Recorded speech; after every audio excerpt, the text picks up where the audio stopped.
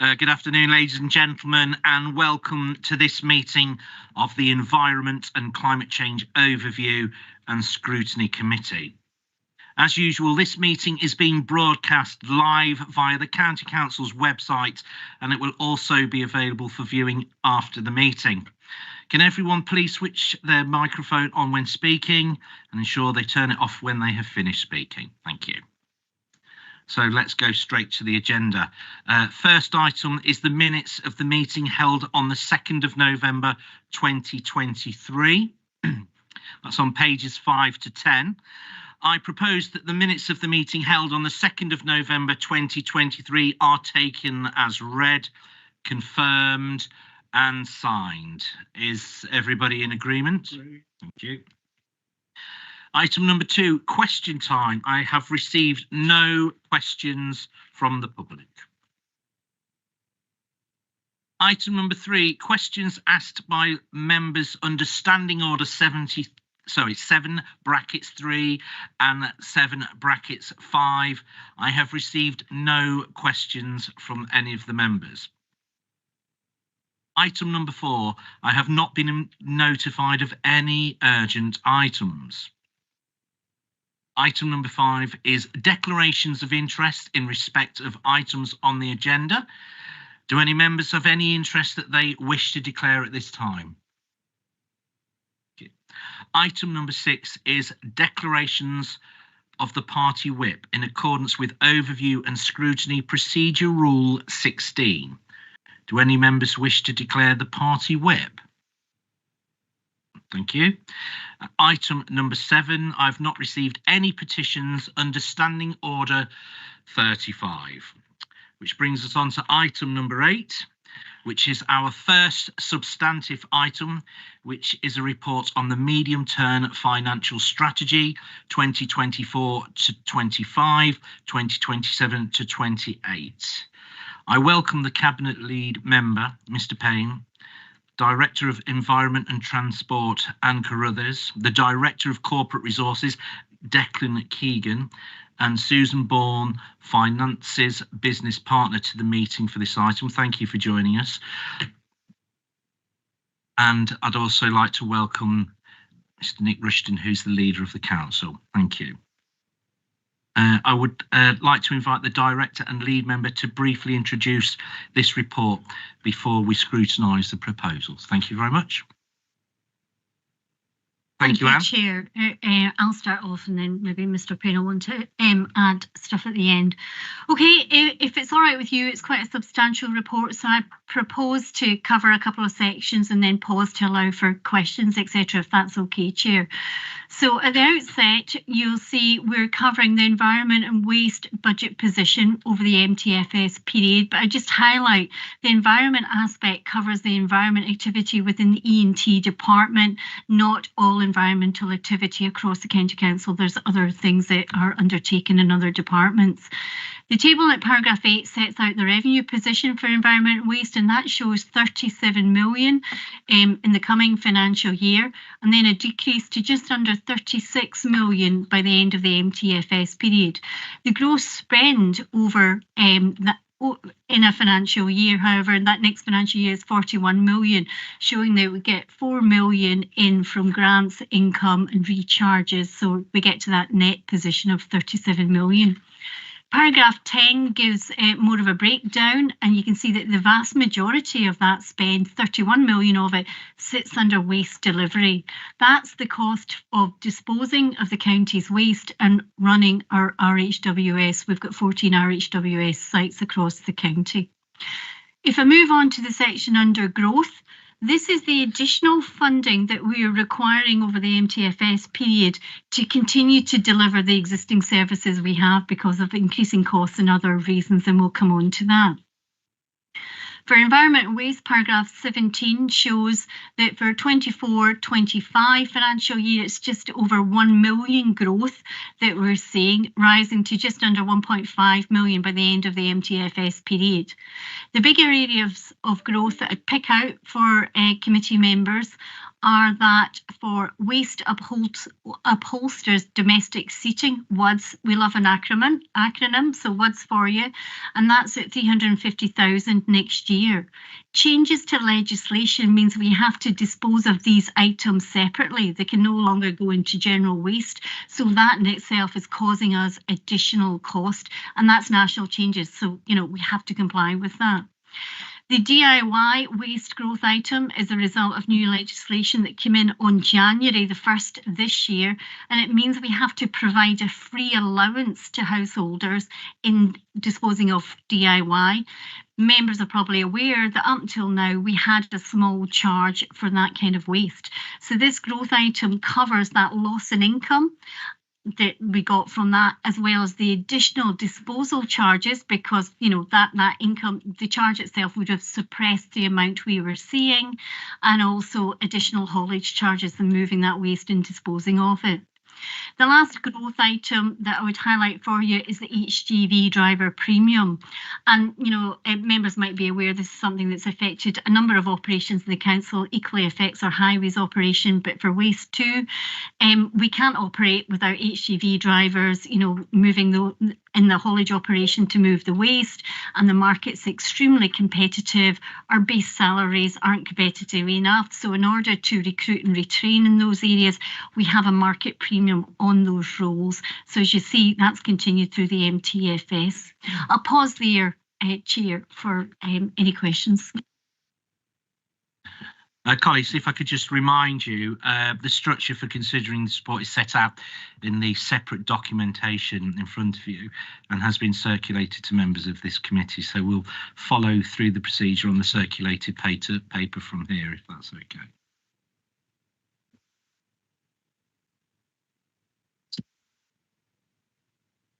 Excuse me.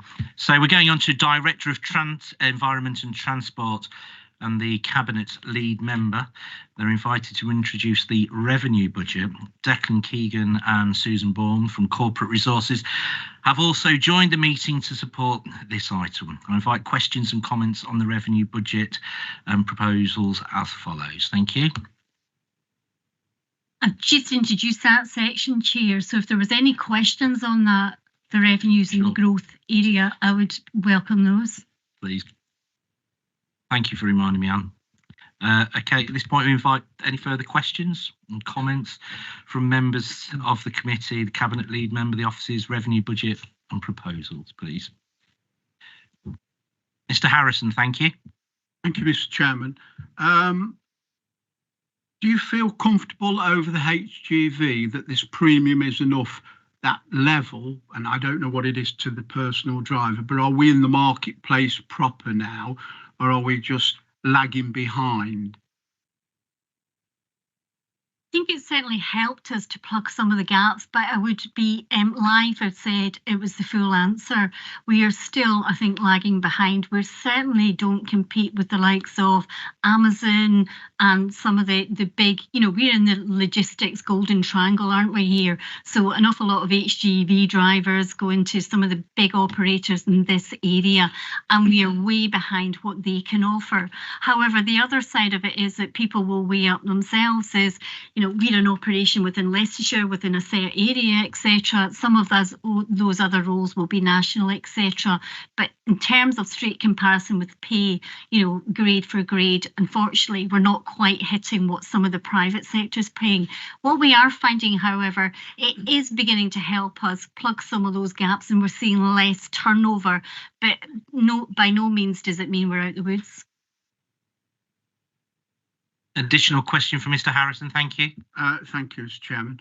And is it an obvious effect at the moment? Are we able to carry out the requirements within that transport delivery system that we've got? Is there gaps where we're a bit inefficient and got problems?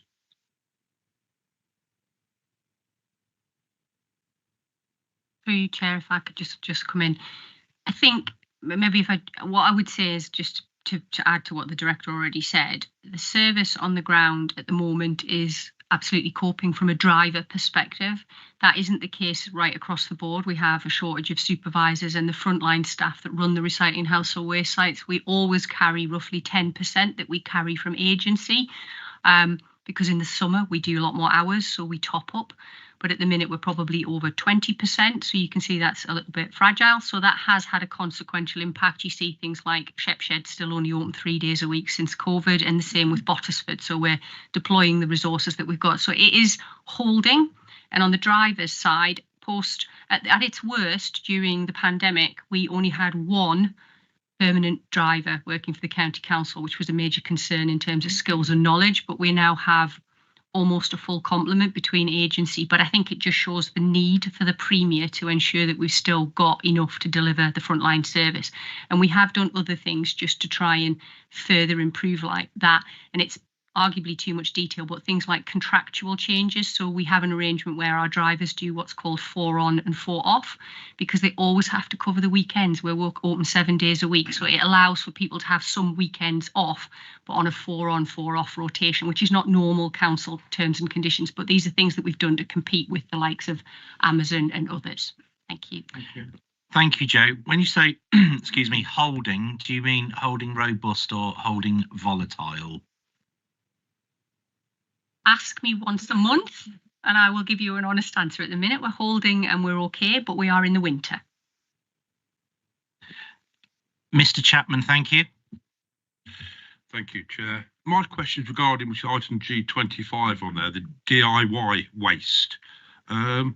Is there any cap on this, how many times people can come with a boot full of waste each time? Because I can just see this getting rather out of hand. They just keep coming and coming, and those costs going up exponentially. I don't know if there was a cap or a way of holding that back at all. The very brief answer is 4 times in a 4-week period. Anything additional, Mr. Chapman? Thank you. Thank you. And I know that the committee, we heard from you in terms of the MTFS and amendments. At this point, is there anything you'd like to add in respect of growth, paragraphs 17 to 18? I covered the growth element as well. If there's no questions on that, or if there are, I'm happy to take them. If not, I would move on to the savings and the subsection. So at this point, committee, I invite any further questions or comments from members in respect and to the Cabinet Lead Member and revenue budget proposals. Mr. Bolter, thank you. Regarding the do-it-yourself waste, does that include asbestos? And if so, which site can it be taken to?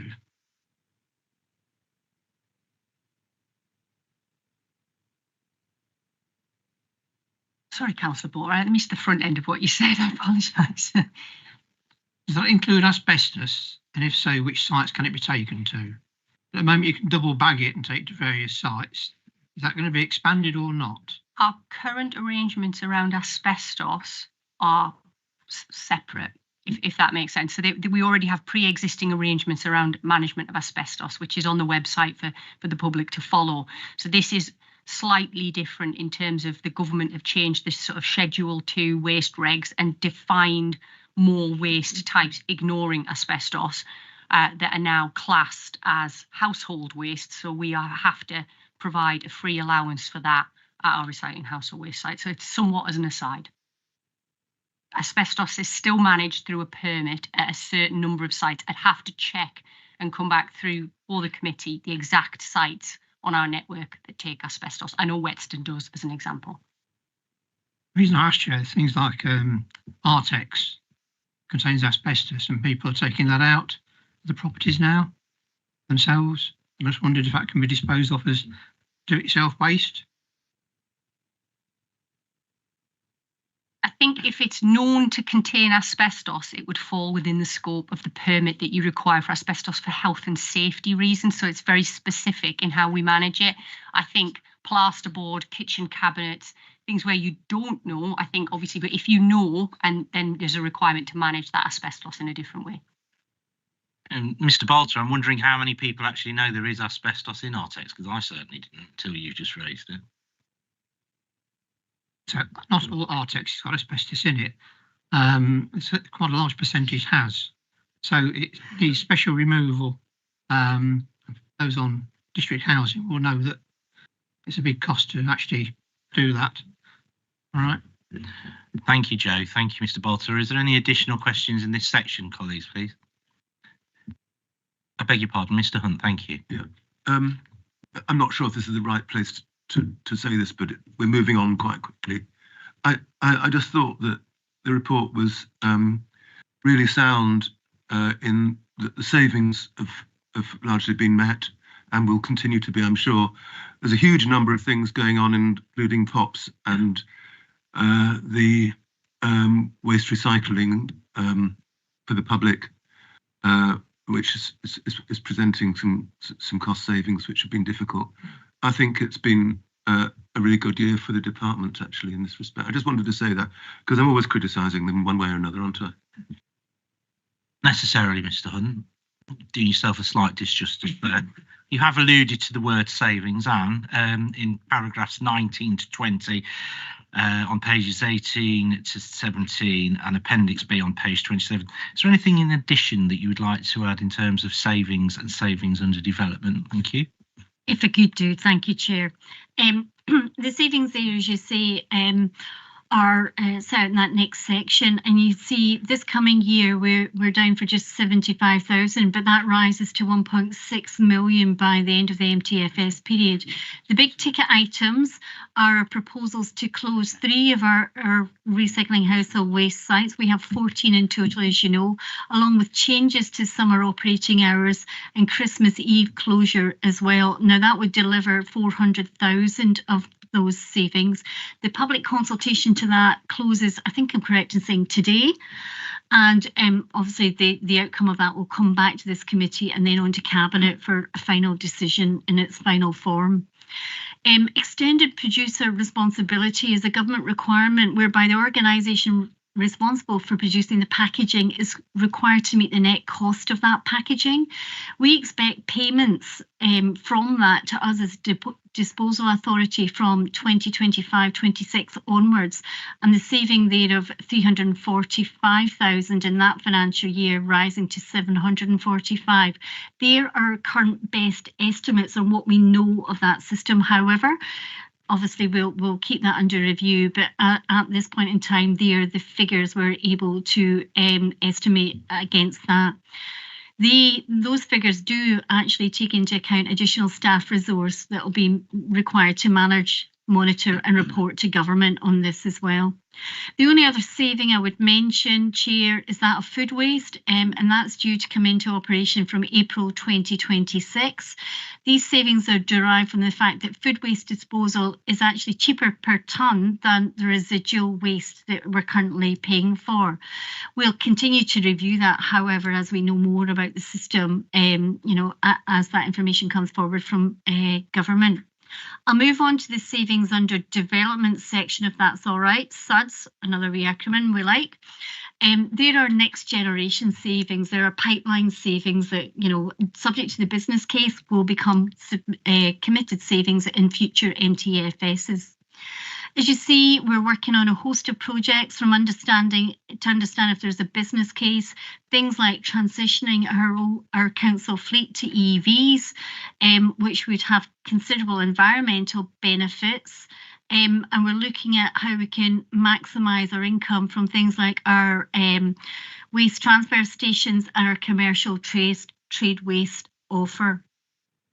We're also looking at what more we can do through our RHWS operation, and paragraph 24 gives a range of those, but I would caveat that if the closures and the operational hours, etc., go ahead, some of those would fall off the list because they're no longer feasible because they'd be accounted for within that current proposal. I think the only thing I just stress at the end, as with all council departments, given the extent of the funding gap or the budget gap we've got across the county council, we'll continue to look at all areas where we can for delivering savings and efficiencies across these service areas. Thank you, Anne. Please forgive me, I was a little bit clumsy in reiterating what Mr. Hunt says. Thank you, it has been a good report as well. Is there any additional questions before we move on to other factors influencing MTFS? Oh, Mr. Bolter first, thank you. Sorry, Chair. I may have missed it, but I can't see anything down here about any income from reuse of things. But we were going to set up reuse bits at some of our sites, and you said that 2 meetings ago they'd already started this process, but I can't see any funding feeding through on here, unless I've missed it. ET9 at the bottom of page point 19. If I could just support that, Chair, it's a very strange description because it's called service approach. Forgive us, Chair. It's actually it was a broad description that we've had for a number of years in the budget. And as we've incrementally delivered a range of savings, there is some still remaining, specifically linked to reuse. So that is linked to income generation from reuse. So it's a long-standing action. We delivered on all the other savings. So now the descriptor isn't brilliant in the context of the report, but it does pick up the council's ambitions to generate income from reuse. Can that be showed separately sometimes? Yeah, Mr. Bolter, I agree. So it's a choice of language. So the language of things that we effectively sell off the RHWS is actually labelled service approach. Is that correct, Joe? Yeah. Perhaps it needs a bit more transparency and clarity in the choice of language, because I wouldn't have read it of that initially, Mr. Bolter. Is actually, Chair, if I could just clarify just for members there, Mr. Bolter, is included in the paragraph under ET9 at the top of page 16, and it does kind of explain, it covers that, but I appreciate that title and that table isn't particularly helpful, but there is an explanation under that paragraph on page 16. Thank you, Joe. Thank you, Anne. Mr. Bolter, is there anything in addition you'd like to add at this stage? Additional questions, colleagues? Thank you. Mrs. C, thank you. Thank you, Chair. My question is around the trade waste income, the increased income. How confident are you that the domestic DIY waste being free now isn't going to impact the trade? Because how will we know that it's trade waste or DIY waste with the size of cars these days, with the I don't know, I'm still calling it an estate, and then small vans, they could be owned by homeowners. And I've seen people with business vans still getting rid of their home waste and not being charged for it, but they're in a big van. So how can we police this? That's the problem. I think it actually says in the report, Ms. Seaton, that it not directly, but it does mention it's very difficult to police this, as well as county boundaries as well. I understand that. And Joe, would somebody? Thank you, Joe. 2 bits to that, but just to come back, for the purposes of this budget line, we have arguably a really robust, it's been long-standing trade waste service at Whetstone. It's segregated, it's separate to the recycling household waste site. So notwithstanding any of the challenges we'll have with the rollout of the new allowance for the DIY waste, this reflects what we anticipate trade customers who use that weighbridge system and the transfer station in terms of generating more trade waste income from that service. And we have, I think, discussed in this committee in the past, we almost have a unique price point in the market. You have the really big trade waste customers, franchises, Santander, the big multinationals that use big waste management companies, but then locally something up to around about a ton, we have a price point, I would hope, in the market without disclosing it, that encourages that trade waste service through Whetstone. So it's linked to that in terms of the line in the MTFS. Your wider point about policing vans that come in under a domestic heading, etc., there are definitely going to be challenges which we will be looking at within the service around whether we'll need a new permit system in the future that can accommodate the new legislation. And just to give confidence to the committee on the forward plan, it's my understanding we're going to bring a report to this committee in March, which is specifically about what we've done to roll out the DIY waste charging infrastructure. Thank you for that. And pardon my ignorance of trade waste, etc. And the weigh station at Whetstone, I believe they used to have one at Sile, because I can remember going over the curb in my car and messing up the wheel, because there used to be one, and never do that again. But you can get rid of trade waste at any site, can't you? We don't, as a member of the public, you cannot get rid of trade waste through our recycling household waste sites. We don't want it. We don't want to charge you for it, because our infrastructure can't cope with a white van man turning up and holding up everyone who wants to access that site, because they'd park up and it could take them a long time, even if they were being charged. So we differentiate using the recycling household waste sites for the public. You can't take trade waste in there or pay for it through that part of the service. And our transfer stations, which are very much bigger, big bulking bays that you go over a weighbridge and you pay to dispose of, and you're directed where to put it. That's not the public facing part of our service. Okay, and thank you very much, because I'm one of those houses that live on the border and don't use the county. So we'll leave it at there, and they have a separate lane for their trade waste, don't they? So I assumed that all of them were like that, but they're not. I think what Mr. Seaton's saying, and my interpretation is, how do we know the crafty little builder, domestic builder, is not dropping off his? But that must be incredibly difficult to police, monitor and control.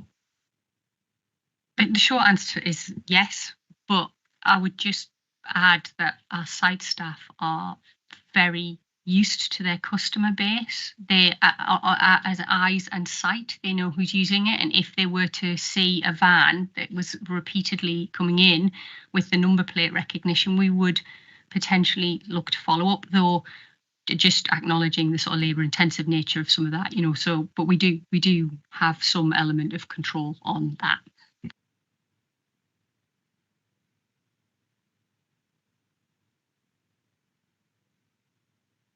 Sorry, it wasn't my turn to talk. So I didn't realise that we actually took registration plates as well. We have something like the ANPR, so it does as you come in, but it's as much for things wherever we've put forward proposals, for example, changing the hours that the sites are open. It's more that we know exactly how many vehicles are coming through in any half-hour period, so that we know when our busy periods are by site, so we've got data and intel on the sites. Mrs. Seaton, if it makes you feel any more comfortable, as an owner of a pickup truck, trying to get in and out of our local tip at Melton Mowbray, it would be easy to get in and out of Alcatraz, because it is pretty robustly monitored and patrolled. So thank you. Is there any additional questions, comments, or anything anybody'd like to add to that agenda item, folks? Thank you. So if we may, I'd like to move on to other factors influencing MTFS delivery and other funding sources. And details can be found paragraphs 26 to 33 in your papers, paragraph 34, or in pages 18 to 20 or page 20. Thank you, Anne. Thank you, Chair. We traditionally factor a growth element for waste that reflects population and housing growth in the county. However, changing waste composition and policy means this relationship no longer holds. And you'll see from this, or I'll advise that in this MTFS, we're not factoring any growth factor to our waste budgets for that any longer. I would caveat this, however, all the activities that we do in partnership with the districts in terms of encouraging recycling, reuse, etc., the less able we are to do that as authorities, budgetary restrictions, etc., that may well impact on the volumes of waste we're seeing through our systems and therefore our overall disposal costs. So I would just caveat that there. We've also seen significant legislative changes over the last few years, probably the biggest changes the waste sector's seen for, decades, and that's had some impact. You're aware of there's some immediate additional cost to us from these changes, things like the DIY waste, etc. You've just been discussing. There's other things in the pipeline we're aware of, but not quite there, that will also have impacts, such as the emissions trading scheme. And that's not due to come in, we don't think, till just after this MTFS period in 2028. However, it will be significant. Our estimates, it could be an additional 4.8 million a year for us in costs. So these are substantial things that are potentially coming down the line for us. We're still challenged in recruiting, and we have had a bit of a chat there about recruitment, and Joe's covered some of the vacancy levels we're carrying, 20%, as opposed to, normally we would expect around about 10%. So that's a real challenge for us. So we're having to fill with agency staff. Another factor, however, for our own LCC staff, we have 20% with less than 1 year experience. So that in itself gives challenges in terms of training, supervision, and therefore our ability to deliver the service and deliver savings while delivering the service. So just a few challenges there in terms of that recruitment scenario. We're not quite out of the woods yet, as I said to Mr. Harrison earlier. The last point I would make, and this element is a similar point I'd made to Highway and Transport Scrutiny Committee. We have been doing this for over a decade now in terms of trying to drive efficiencies, drive savings, etc. We've done all the easy things, and it is difficult to find more and more savings and make those reductions. As I've said earlier, we'll continue to try and do that, but by no means is it an easy job to do it. I'll just move on to the next section, if that's all right. There in your papers, you'll see our net zero targets. In relation to our environmental work and action on net zero, the service identified a growth requirement of just under £500,000. It was £475,000 coming up for this next MTFS period. And that was to progress the Council's ambitions on net zero. However, as you're aware, in this report and wider Council reports set out the very difficult financial position the Council's in, and the fact also that government more recently has put out some mixed signals on the environment agenda, and signalled a shift in priority across that agenda. The growth element, therefore, for this service is not seen as sustainable. In this context, it's necessary for us to visit those existing commitments of the County Council in relation to net zero. Just to remind you what they are, in case it slipped your mind, for our own County Council activities, we've set an ambition for net zero by 2030, so that's all our own operations. For the wider county emissions, we have a target of 2045. What this report is set out before you is proposing is those would be moved out by 5 years. So our own operations by 2030 and the wider county by 2050.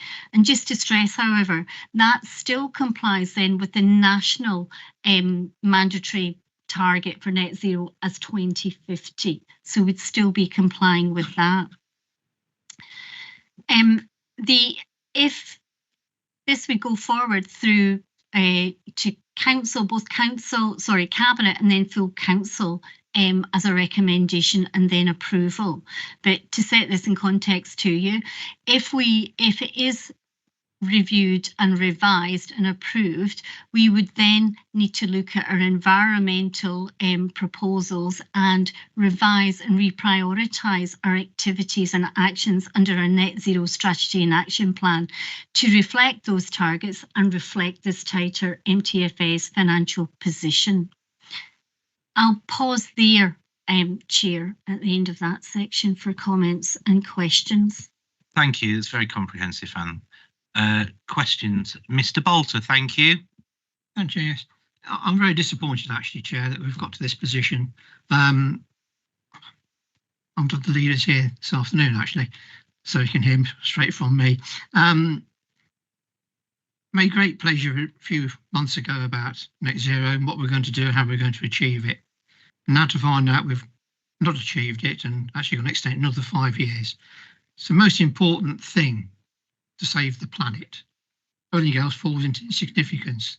Unless we do these things, we're going to have anything else to do because we just burn up or get flooded out or something else. So I'm very disappointed we can't have a more tighter figure than this. It's extended by 5 years. Any chance of shortening that period?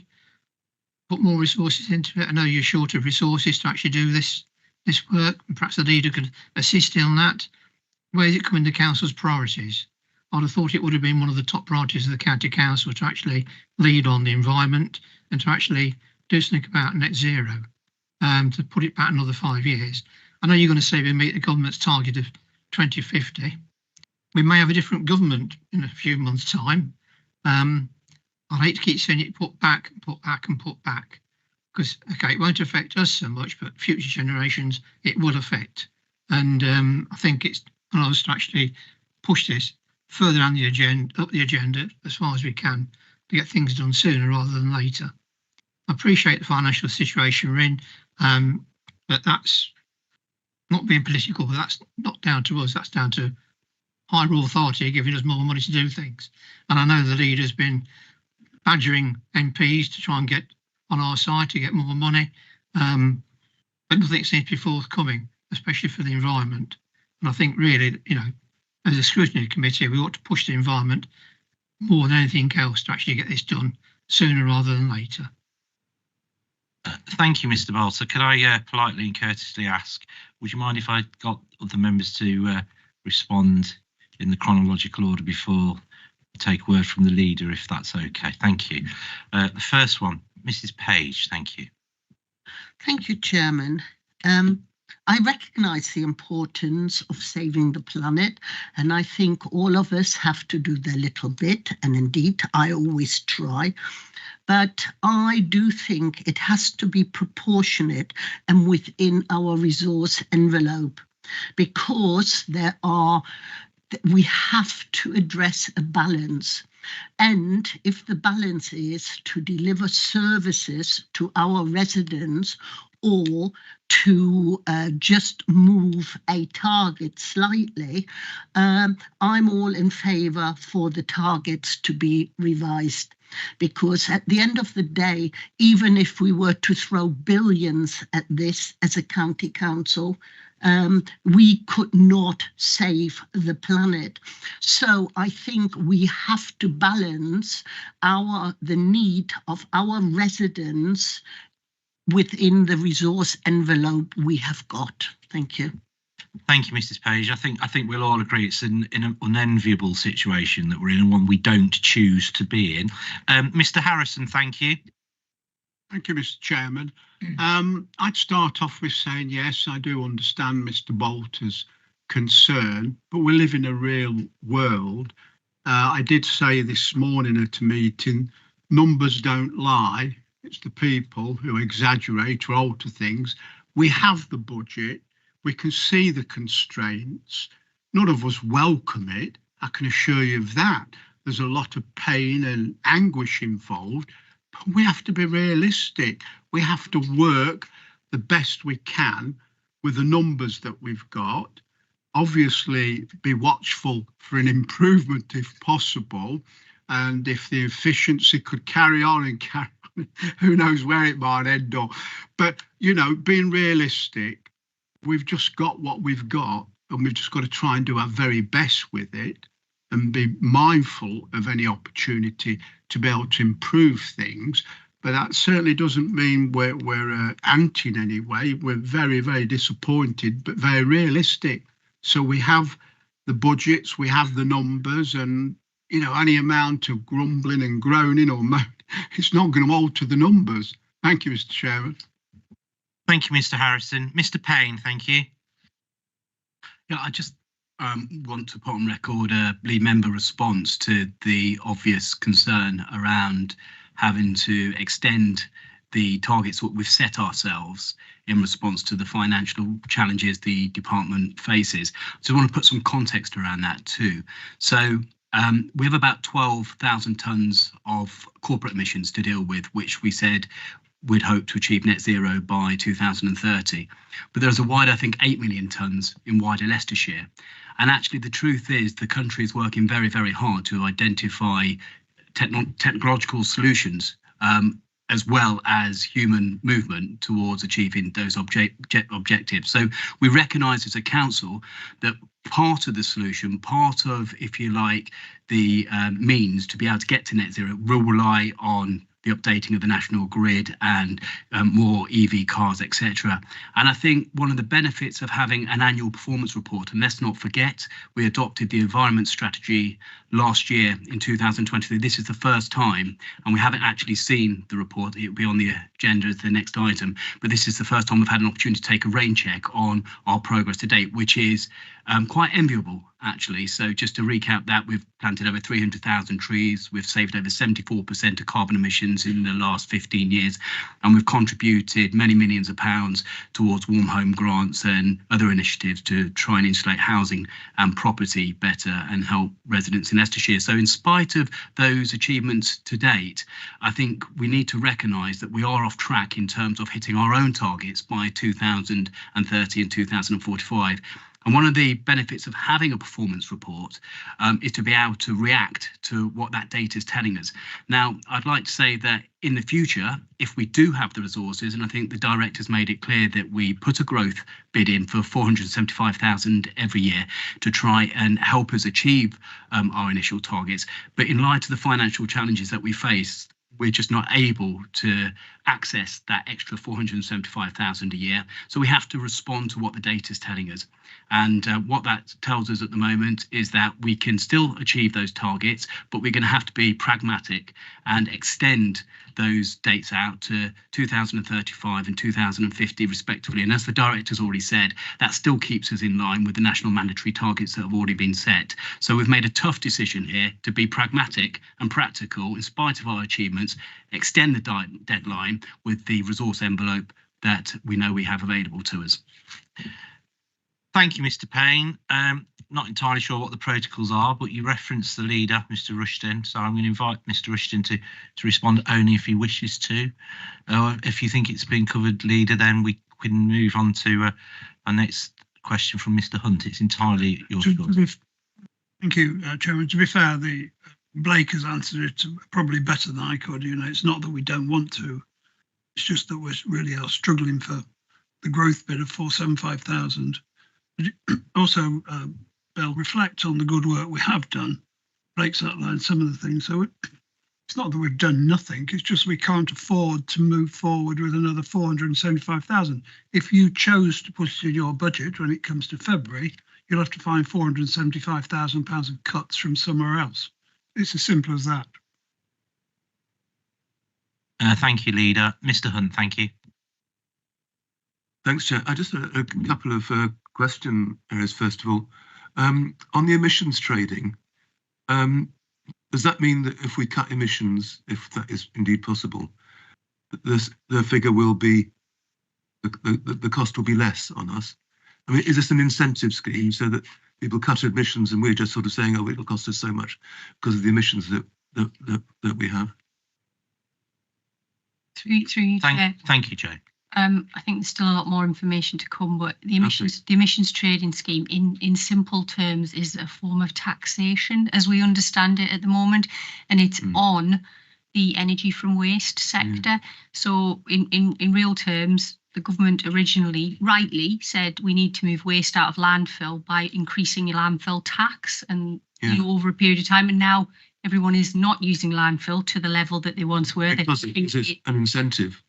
It pushed waste into energy from waste, which is absolutely better than landfill in environmental terms, but it may be that the taxation on incineration will then be, I would anticipate when we have more detail, we'll feel that in our gate fee prices because the taxation will be passed through as a gate fee increase. That's wait until 2028, is it right? Yeah. And the second question was, Chair, on this paragraph 30, an additional 475 of funding is an annual thing that a growth that apparently has been awarded in the past. On top of that, there's a cost of the environmental team itself, who are charged with sort of counting up, you know, how much carbon we've managed to not emit. Are we going to have I mean, this has got to go to cabinet before it's agreed. This is the future. It's not. I think it should be in the 4-year programme, but it's not. It's just put in there as kind of like an afterthought at the end. So will we be having a paper to the cabinet, and will that paper come to this committee first, so that we have an opportunity of being consulted? I think that's probably a question for Nick, is it? It's going via cabinet via the MTFS because it's very much part of the MTFS. But it's not costed, you know, in any detail. I mean, what is the money for that you need, and how are you going to occupy the environment team if they haven't got any money to spend? Oh, sorry, I think I'm misunderstanding you. You mean the reprioritised actions then, given the life going forward once the MTFS is approved? Is that, if I'm understanding you correctly? Because that will come back through this committee, yes, and then say to cabinet. I think this is important. What are termed as other factors influencing the MTFS are not part of the MTFS. It's work in progress. As the report says, there will be a report coming to cabinet on this, but it's not the MTFS report. That's one thing. This is another. The reprioritised activities under environment and net zero will come back through this and then to cabinet. There will be a separate report that goes via the MTFS for the budget, obviously in February, and for approving, if agreed, it gets to that point, the new targets, the net zero, that will go through full council. But absolutely, reprioritised activities under the environment will come back through this, through a separate report and through cabinet. But not to scrutiny? Yes, no, it will come back to scrutiny first and then to cabinet. Right, that was my question. Sorry, I misunderstood you. Apologies. Yeah. No, I've no particular. I mean, I think that it's a complicated proposition here, and obviously we are very short of money. I've always held that the polluter pays, and if we want to ensure that people don't use transport to the maximum, you can there are ways of influencing that, which the council refuses to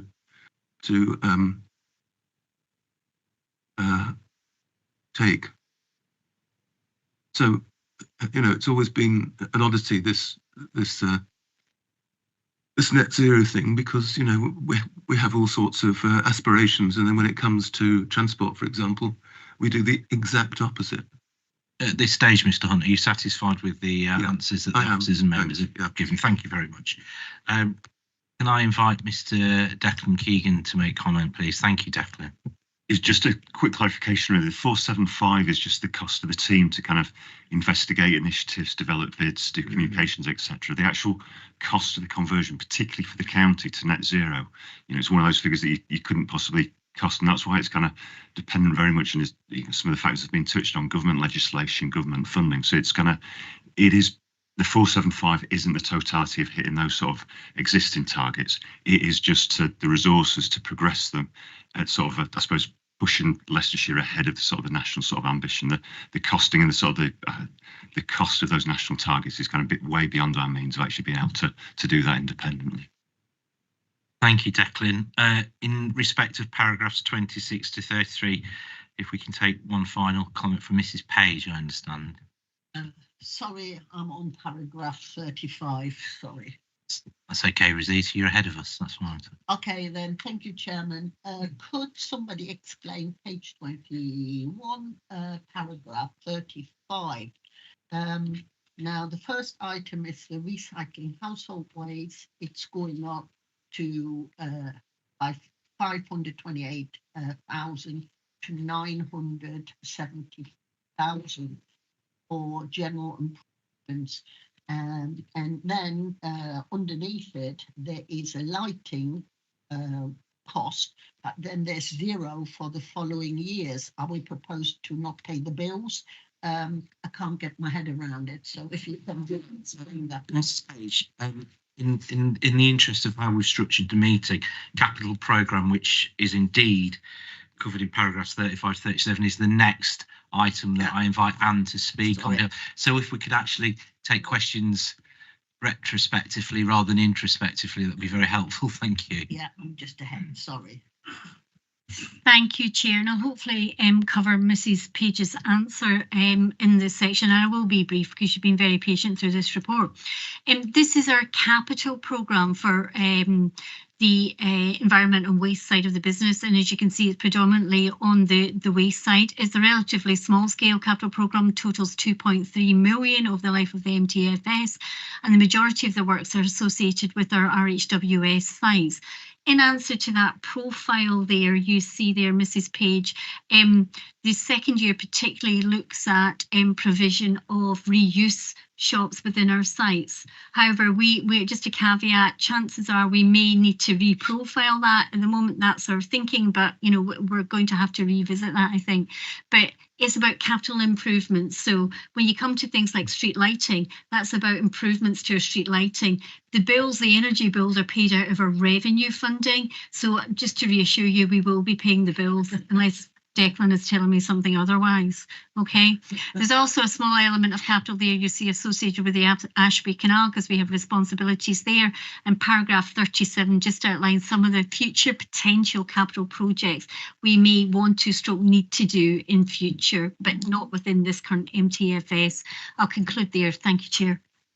Thank you. We're now at the opportunity where I invite members to ask questions in relation to the capitals programme, which is indeed on pages 20 to 21 and pages 29, paragraphs 35 to 37. Is there any questions from any members? Mr. Bolter, thank you. Thank you. Yes, I'm still concerned about the Kibworth site taking all the rubbish from Market Harborough. Some which I actually got my passport and actually went to Market Harborough last week to have a look at the site and the entrance and exit from it. I've got great concerns. It can take all traffic more it's taking at the moment in a safe manner. And unless you do some highway works there, I can't say it can be safe for the number of people expecting to use it. It's near a bend, traffic there is pretty fast. Whether keep it to the speed limit or not, I don't know. I wouldn't have thought so. They were going by me pretty quick. So is there anything in this budget about improvements to the entrance to Kibworth, if that's what we're going to do? Mr. Bolter, I'm reasonably sure, if my memory serves me correctly, this has been a reoccurring question. You have asked this before, has been raised before in the meetings. Yeah. And do you want to have a go at this one? Thank you. Thank you. Obviously, this is in relation to the proposed closure and the consultation we've got going.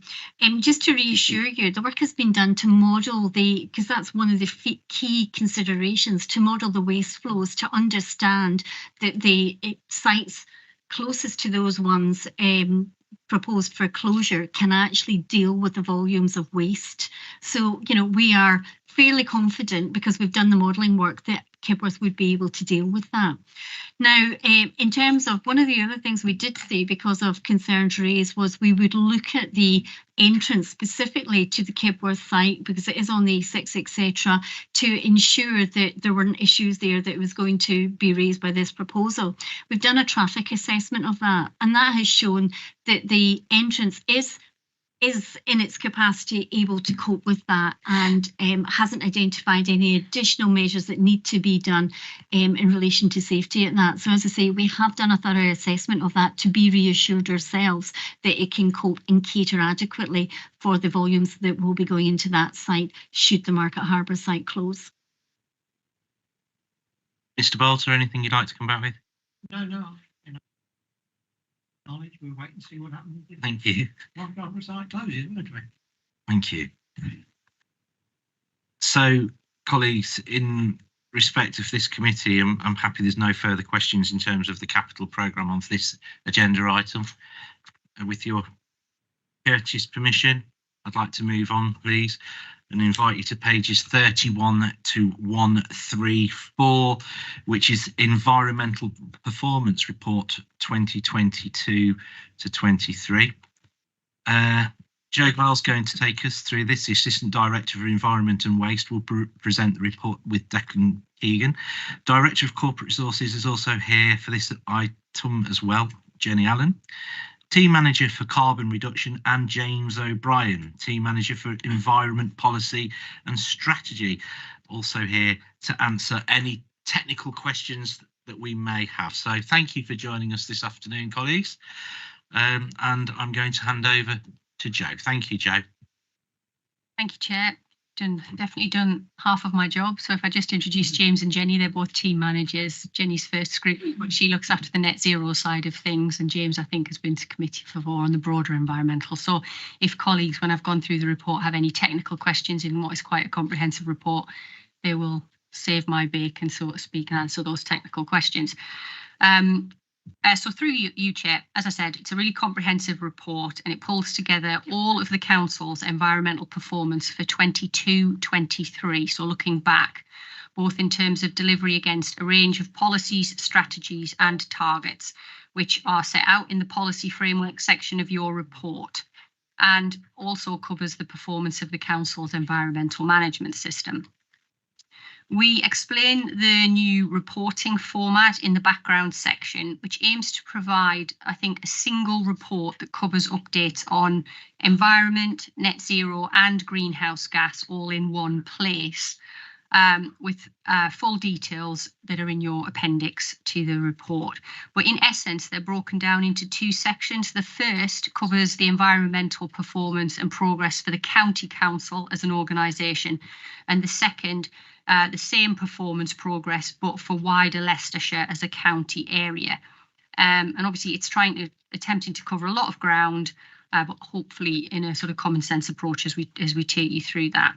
And I think allowing for the points made earlier when we were looking at the MTFS report regarding our environmental targets for net zero, just to clarify, because we're looking back, this report is obviously considering progress in relation to our existing 2030 and 2045 targets, alongside a number of other environmental targets.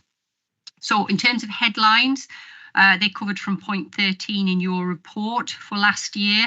And I'm not going to go through them all because I know there's a huge amount of extra detail in the appendices, but just some highlights for the county council first. Some of these things have been mentioned. Over 7% still further reduction in our greenhouse gas emissions, and we're already at over 73% overall since 2008-9, so actual performance progress. And we are down to under 9,400 tonnes left to address. That has obviously come with a mixture of some improving and some deteriorating performance. So that some of the things that I would highlight: the percentage of council land in better management for nature, really strong at 97%.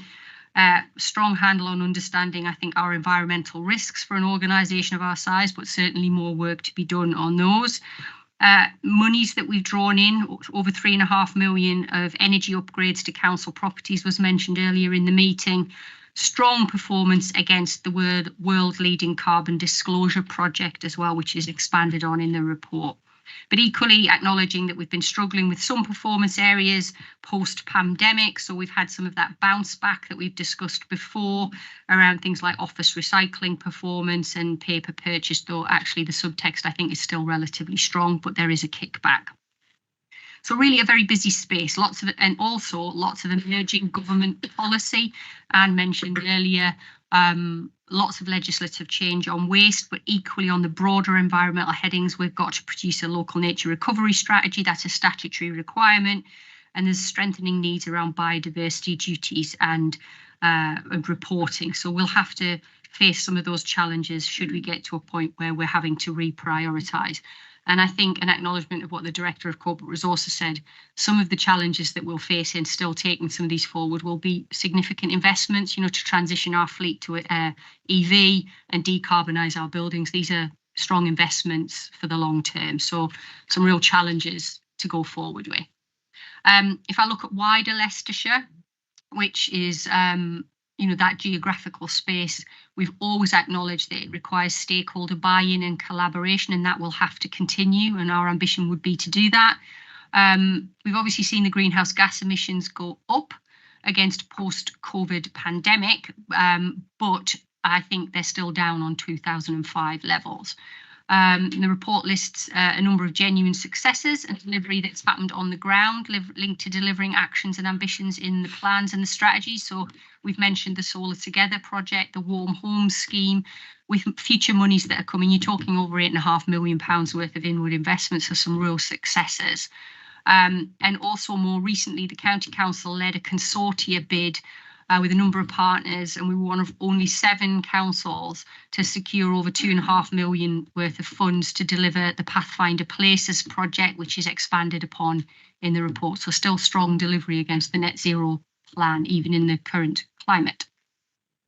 The resources section of the report reiterates, I think, capacity and financial resource pressures that we've alluded to earlier in this meeting and in the MTFS report, on what is arguably internationally a really complicated space to deliver in.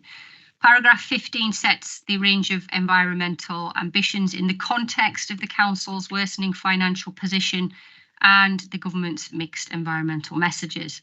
And it also links to the proposed revised net zero targets and a corresponding reprioritisation exercise that would follow if supported, and as we discussed earlier, would come back through this committee and on to Cabinet and Council for consideration if we do that reprioritisation exercise. So if I just move to the conclusions then, in terms of perhaps some takeaway points in the report. For the County Council, emissions do continue to reduce, but I think in terms of our ambitions for 2030's target for net zero, we acknowledge we're not on track. We're roughly 45% short on 22-23 of what we would have wanted that reduction to look like to stay on track. Renewable energy generation also not been on target for 22-23 for a number of reasons, but there's been some significant investments and upgrades to sort of the solar PVs that we have and the boiler, and that should mean that these increase going forward. Overall, new ways of working is helping reduce the council's environmental impact. And on the biodiversity side, we've had some strong performance on tree planting, wildlife verges, and with more to do linked to those new statutory duties that I mentioned around biodiversity duty and reporting. And for wider Leicestershire, we've discussed the 2045 target. We've acknowledged we're not on track, but I'd also highlight we're in year 1. So it's very early in the process, and I don't think it's a reflection of the effort or progress that's been put in. I think it's more the scale of the challenge that we all face. We need to target the big impact areas that's acknowledged for carbon, transport, domestic, etc. And we've talked about things like wider take-up of EV rollout and improving the general energy efficiency of existing buildings. We do have concerns about water quality in the county's rivers, and that's something this committee has shown a strong interest with and talked to stakeholders about at previous committee meetings. And I think there's a need for more action on climate adaptation and resilience. We'll have to find the capacity to consider that. And we've mentioned the significant waste legislation that's coming forward linked to national recycling targets. So overall, I think capacity and finances will necessitate a reprioritisation of actions on the wider environmental agenda, and that will challenge us on which areas we need to prioritise going forward. And with that, Chair, I'm conscious that I have certainly not gone through the absolute detail of the appendices, of which there is much, but very happy with colleagues to take any questions that the committee might have. Thank you. Thank you, Jo. I think it's a comprehensive, honest and transparent report. So I thank you for that. And just before we actually move on, as an extension of the dialogues we had this morning, there is inconsistencies in the algorithm because of, as you say, the bounce back from the pandemic. Is that correct? So as those lines will flatten as time goes on, I can imagine. I invite questions. Mr. Bolter, thank you. Actually, yes, we've already discussed the office paper and it's going up. And the mileage has gone up as well. Now, that's depending, is it EV vehicles that have gone up, or is it normal petrol vehicles, or can you separate the two? Because if the mileage has gone up on EV vehicles, I'm not so worried. If it's gone up on gas guzzling diesel and petrol vehicles, I'm concerned. So that's that one. And the second one is talking about the biomass boiler and things, and we understand it's not been working recently. So it was, flagged up as being a wonderful thing that we've putting in a biomass boiler. It's going to, benefit to the council, etc., etc. But it's been out of action quite a long while now. And is it cost effective? Is it doing what it should be doing? Through you, Chair, if you'll go allow for a few, or I'd potentially tip hat to James if he wanted to add anything. But on the mileage, just to be clear, obviously the mileage element is on mileage claimed, so staff having to do their activities in relation to work. And I think they can claim, depending on whether it's EV related cars that they own to drive, or petrol or diesel cars. So it's ultimately the subtext is that the mileage claimed has gone up, but again, slightly linked somewhat to post-pandemic, when there was a period of time where we weren't driving at all. There's still a barometer of, compared to what level of mileage we were claiming pre-pandemic, yes, it's gone up since the pandemic, but potentially not as high as anywhere near where we were pre-COVID. So it's just the expectations the authority has on its staff to be mobile and moving around the county.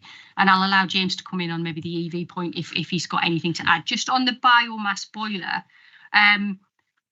obviously property colleagues are not in the room in terms of whether I can say that it's cost effective. What I can say is obviously biomass as a technology is well proven. It's a huge contributor to sort of the renewable energy generation activities internationally. I do understand from colleagues in property that they have experienced problems, I would add, as we all have, where we're buying parts or labour, because most of the technology that you link to for a biomass comes from Germany, in essence.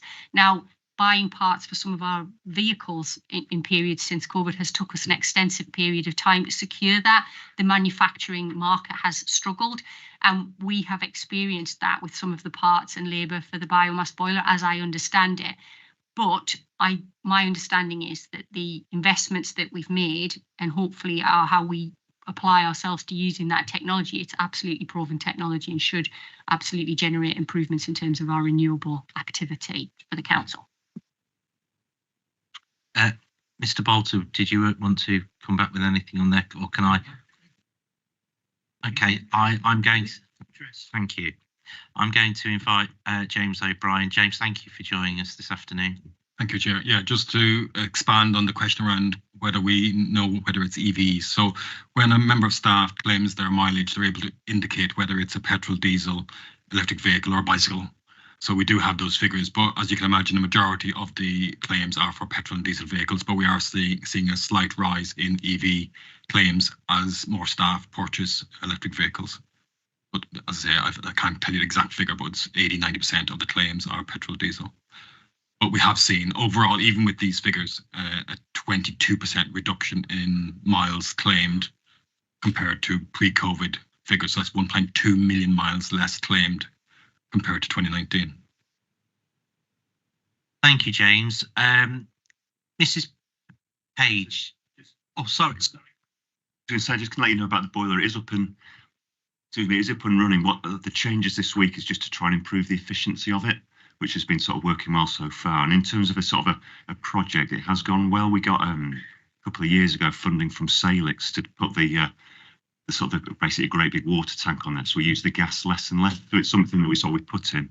We got a good benefit from sort of the feed-in tariffs, and it's something that's sort of being built on, but it is actually up and running now. Thank you. Mrs. Page, thank you. Thank you, Chairman. I have to reiterate that I think that's a very, very good, honest, transparent, comprehensive, but also interesting report. And I think that is just what performance reports are supposed to be like. You address the rough with the smooth, because that gives you a travel to the way forward. It shows you where you can improve and where to direct your resources. And as I said last time I spoke, targets need to be realistic and proportionate to your resource envelope. And I think when you're looking what has been achieved, I think it's really, really good work, which we've got to recognise and congratulate our officers on. I find it quite amazing myself that the government set policies constantly seem to increase, yet there doesn't appear to be any additional funding to it. I believe I said it is now 78 policies. But my question is, on page 36.177, it says, the latest available figures show that there is 0 of Leicestershire rivers were in good chemical status. Now, then, can you explain to me, because then it said the previous figure when 96 had a good chemical status. And then later on, yeah, you recognise that we need to do some work on that. But can you talk me a little bit around it? How did we get there? And what can we actually do? Because is it actually our remit? Because it should be the Environment Agency, shouldn't it? So please talk me around it. And thank you again for a good report. Mr. O'Brien, thank you. Thanks, Councillor. Thanks for your comments. So as I explained, I think in paragraph 178, the main reason for the move from 99.6% of rivers being in good chemical status down to 0 is that they changed the methodology for calculating that figure, and they added new chemicals into the equation and changed, as I say, the methodology. So that has resulted in, I think there's any river in England that has a good chemical status. So the county's data is no different than the national figures. It's in trend, and it's mainly down to a change in the methodology used to calculate the figures. In terms of our responsibility, it's very limited. Obviously, we, as a highways authority and as a landowner, we have to do our best to prevent pollution of the rivers. But as you say, the majority of the responsibility lies with others, Environment Agency, water companies, and so on. So we have limited ability to influence that particular aspect of our environment. May I just come back to you, Chairman? Is that one of the targets we have to adhere to? But we don't have a specific target around river quality. There is a national target, which we will have to contribute to. But the extent to which we have to do that, we don't yet know. And it'll probably be picked up as part of the local nature recovery strategy in terms of how locally we can contribute to improving the wider environment, including the river environment. Thank you. Just before I move on to Councillor Chapman, so what, James, if I can just ask, so a complete reversal is down to the telemetry of the river testing. They've completely changed all of that process. Primarily, yes. So basically, they gone from being really good to rubbish because they've changed the chemicals that they test the water with. More robust and accurate. So the 0% figure is more accurate than the 99.6 figure, if you know what I mean. So either the way we did it before was rubbish, or the way we do it now is very aggressive. That's a big turnaround, isn't it? I would say the way it's been done now is more accurate to the actual chemical quality of the water. Mr. Chapman, thank you. Thank you, Chair. Just two parts to this question. The first one is regarding electricity used in our buildings. How much of that do we generate ourselves, or is this figure in here just what we're buying on top of what we generated through PV? And the second part is, have we ever looked at harvesting black water to reduce our water consumption? We looked at biomass boilers, we've got PV, but there's nothing regarding water. Have we looked at that or considered that at all? Thank you. Who would like to have a go at answering that? I think everyone's looking at me. Well done, James. You're doing really well so far. So on the question of the electricity use figure is based on, I believe it's based on what we actually use. And I think there's a separate KPI that tells you that we 10% of our consumption was renewable energy that we generated ourselves, I think 10.9%. So that question. In terms of the Rainwater harvesting, I believe, 10 plus years ago, we did look at for County Hall, but the cost was just exorbitant in terms of putting in the tanks in the ground, having pumps then to pump it around the building and so on. So at the time, it was not a feasible option. Mr. Chapman. Just on the rainwater, for new builds, we do look at it, and for the building for the access group out in Loughborough, we did put it on that new build. So it is where we can do it, but it's not always, like James says, it's not always possible. Thank you, Declan. Mr. Chapman, for the uninitiated in these matters, could you just define what black water is, please? I don't need a full scientific explanation, but in Pracy, what is black water? As the gentleman said, it's basically rainwater. So it's not, you can't drink it or anything, but you can use it for toilets and other functions like that. Thank you. Just to clarify that. Mr. Harrison, thank you. Thank you, Mr. Chairman. I'm concerned, James, with this wonderful response, because we all know rivers are polluted, and it's the water authorities who discharge foul sewage into rivers. It's well known. The river authorities are not dredging, so that's causing flood problems for homes in certain areas. And in my area, we've had that problem because of lack of dredging.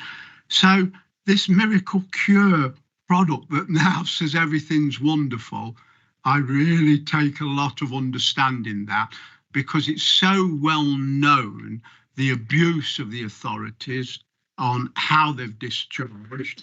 They're discharging into rivers, they're discharging it into the sea. So all these things are well known. And now there's this miracle chemical that says everything's okay. I just feel really concerned about that. Mr. Harrison, it's my interpretation, possibly that of the committee, that it's not saying it's okay. It's quite the contrary. It's actually saying it's disastrously bad. Right. Okay. Well, how wonderful. So delighted. What an amazing response one can have. That's fantastic, because really we ought to be talking to Severn Trent. I was in a meeting here in Scrutiny with them, and where they ducked and dived, where I live close to Packington. The station there, the pumping station, is wholly inadequate. They say all the machinery works perfect, but what they do, they put the shutter down when there being vast amounts of water coming. So, of course, manholes pop up 6-7 foot into the air, and there's a lot of pressure to do that, and people are flooded. So, you know, somehow, we read about the huge profits, but I think we have got to really wrestle them back. And I think we ought to, as a committee, be able to understand what are they doing to our environment, because the rivers are bad, so you've not got the fish, you've not got all the other environment elements that we associate with a healthy river. Thank you, Mr. Chairman. Thank you, Mr. Harrison. We have actually had Severn Trent and the Environment Agency here, and I'm wondering whether or not it's within our gift to invite them back for another follow-up meeting, officers, now that we've got some more clarity around some of the questions we'd like to ask. Please, thank you, Anne. We could certainly do that. If the committee, maybe could scope out what it was they want, we could put it to them and try and arrange a suitable date. Well, one of the things would be why we've gone from being absolutely fantastic with rivers to being disastrously bad in Pracy. That would be a good question to ask.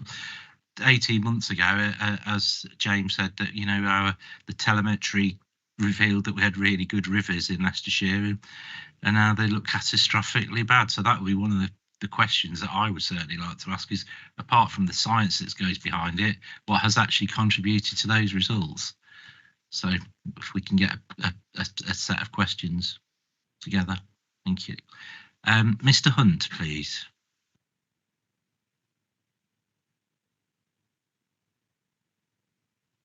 Yeah. Solar Plus finished? Okay. Yeah. I thought it was in the report.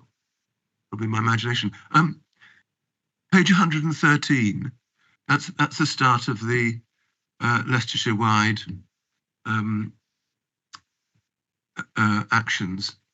And I'd just like to ask Mr. O'Brien, particularly in these straitened times, particularly, do you think there are too many of those actions, and would it be advantageous from many points of view to just pick out some iconic actions that would reveal all the others, if you like. I mean, if your task is including something about public transport, then you don't need to include everything about public transport. You just need to include something about to see which direction you're going in. It seems to me that could make it a lot simpler, a lot accessible. What's your view on that? Thank you, Anne. I think, Chair, if it's all right, if I could come in on that. I mean, I think reality is, given where we are in the funding position and the performance that you've seen from this report today, one of our actions, if the new targets are agreed, is to reprioritise, and particularly taking on board the type of point you're saying. We're going to have to absolutely focus on the things that will take us furthest within the funding envelope and the ability and the resources we've got. So there is something about being pragmatic about what are the things that actually will, give you best bang for your buck and take you forward in those objectives. Okay, right. That is exactly why I criticised the report that came to full council. Everybody else was waving their hands up and voting for it. Either they hadn't read it or, they hadn't considered it in detail. I don't think the cabinet necessarily did, actually. But I think that has merit. And, I'm not gainsaying the merits of cutting the service. But I think if it was a much more accessible action plan, then we needn't toil over some of the details that we're currently doing. Thank you. It's nice to be right sometimes. Mr. Payne, thank you. Yeah, just on that point, to follow up on Max, and I know he's broadly supportive of the function, the environment function of the council, and also the work we've done today in spite of the comments he made. But I just want to be clear, before we brought an environment strategy to full council, we didn't have anything. We've put together not only a corporate focus on reducing carbon emissions, not only as an organisation, but for wider Leicestershire, but we've also sought to bring partners together and to identify key stakeholders that will help Leicestershire County Council and everyone that lives in Leicestershire, frankly, to live in a net zero environment, which is clearly the wish of the council, because we all voted in favour of a environmental emergency some years ago. What the strategy sought to do at the point in time was to identify 150 or so projects. And we're absolutely clear we couldn't lead on all of those projects, and the actual plan includes where we could have a leadership role and where we would have an advocacy role. And what we're saying now is that plan still stands, and it will require a variety and probably additional projects moving forward. But I think in light of our financial challenges that we find ourselves grappling with, I think what the director just said is absolutely spot on. We are going to have to focus more, it's certainly on the shorter to the immediate future, on projects that will give us the biggest bang for our buck, which will reduce carbon emissions the most for, if you like, the most cost-effective amount of resource we can put in. So I think that's the focus that I'd like to put on it. We're not saying that the environment strategy isn't fit for purpose or the projects that we identified, etc., suddenly should be dismissed. On the contrary, but we are saying that in light of the financial envelope that we've got, we need to focus on projects that we can deliver in the shorter to medium term with the resource envelope that we've got. Thank you, Mr. Payne. Mr. Hunt, is there anything you'd like to retort to what Mr. Payne has said there?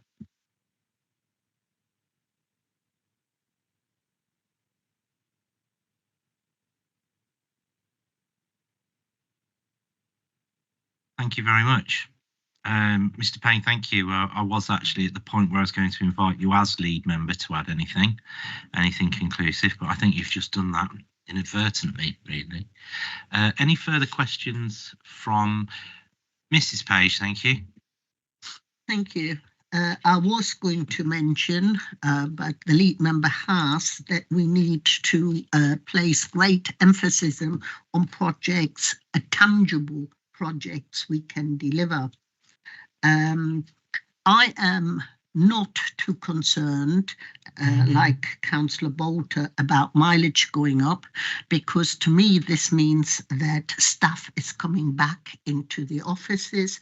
It means that social workers are going out to visit homes, that there is enforcement and planning visits, which to me is good news, rather, you know, but what I would like to know, and I've gone through it twice and I haven't seen it, and I know we can't deliver it, but we could save an awful lot of carbon if we could encourage new builds to all have rainwater flushes, solar panel, underground heating. And it is very much to work with local districts, planning authorities, to put it in their new local plans and to push for it. What is our work we're doing to work with planning authorities to push that they're putting these initiatives in their local plans? And thank you again. Anne, thank you. It's a question that's often raised, Mrs. Page. I'm reasonably sure what Anne's response is going to be before she offers it. Thank you. Yeah, sorry, but I might be predictable on that, Chair. Yeah, just to say, you're absolutely right. This is one that, unfortunately, we could work to encourage, but it's entirely down to the district authorities and the standards they set for, you know, new build in their areas. And equally, that can be driven by national government setting out regs for that. But beyond that, the local districts will have whatever climate commitments they have as well, and will need to be looking across their own operations about how they try and encourage that across their areas. And as you quite rightly say, that build planning function has a role to play in that. Unfortunately, we don't have anything more than, you know, that conversation and encouragement, but, you know, it's entirely down to them what they do in their local areas. That was almost verbatim what I thought you were going to say, and thank you. And I think it is a very delicate. It is, absolutely, and I think it's a very delicate pas de deux between us and developers about what we can do and what we can arrive at. So thank you. In terms of items on pages 31 to 134, do we have any additional or closing comments or questions, colleagues? Thank you. None. Thank you. Okay, which brings us almost to the close of our meeting this afternoon. The date of the next meeting is scheduled to take place on Monday, the 11th of March here at 2 p.m. And just on item 11, any other items that the chairman sees as urgent? I state so there's no urgent items. I'd like to thank everyone attending the meeting, and additionally I'd like to thank Mr. Rushton, our leader, for joining our meeting. I hope you've had an insightful afternoon, leader.